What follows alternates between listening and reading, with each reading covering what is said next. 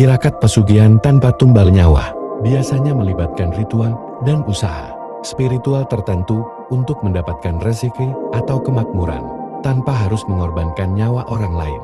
Tirakat semacam ini lebih berfokus pada laku prihatin atau pengendalian diri yang diyakini bisa membuka pintu rezeki. 1. Puasa mutih.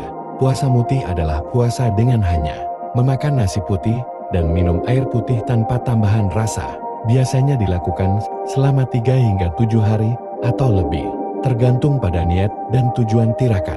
Tirakat ini dianggap dapat menguatkan energi spiritual dan menarik keberkahan rezeki.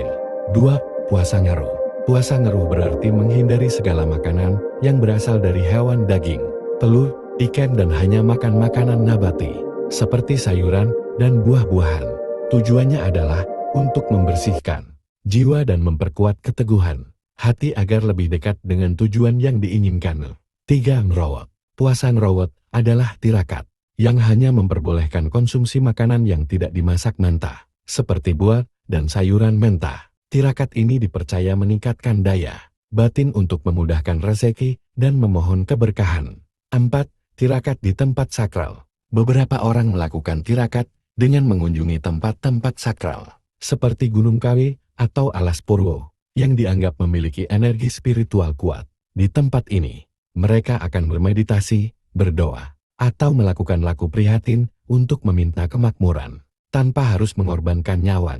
5. Meditasi dan semedi tapa brata. Tirakat dalam bentuk semedi atau meditasi biasanya dilakukan di tempat-tempat sepi seperti gunung, hutan, atau sungai. Tapa brata dilakukan untuk membersihkan batin dan fokus pada niat memohon rezeki. Proses ini melibatkan perenungan dan pengendalian diri, dengan tujuan untuk mendekatkan diri pada kekuatan gaib yang dianggap bisa memberikan rezeki. 6. Memanjatkan doa dan zikir rutin. Beberapa orang memilih untuk melakukan tirakat pesugihan tanpa tumbal dengan memperbanyak doa dan zikir secara rutin. Doa dan zikir ini biasanya dilakukan pada waktu-waktu khusus seperti tengah malam qiyamul lail atau menjelang subuh.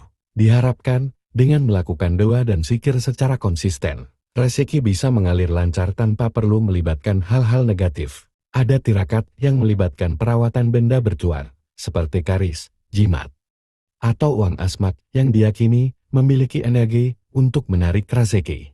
Perawatannya bisa berupa membersihkan atau memberikan sesaji ringan seperti kemenyan atau bunga, sambil memanjatkan doa tertentu. 8. Puasa patigeni. Puasa patigeni adalah puasa berat di mana seseorang mengisolasi diri di ruangan gelap tanpa cahaya, tanpa makan, minum, atau tidur selama 24 jam. Tirakat ini dianggap sebagai bentuk laku prihatin yang kuat untuk memohon rezeki atau kemudahan hidup tanpa melibatkan tumbal nyawa. Tirakat pesugihan ini menuntut niat dan yang tinggi serta komitmen. Namun, cara-cara ini lebih mendekati laku spiritual yang tidak merugikan orang lain.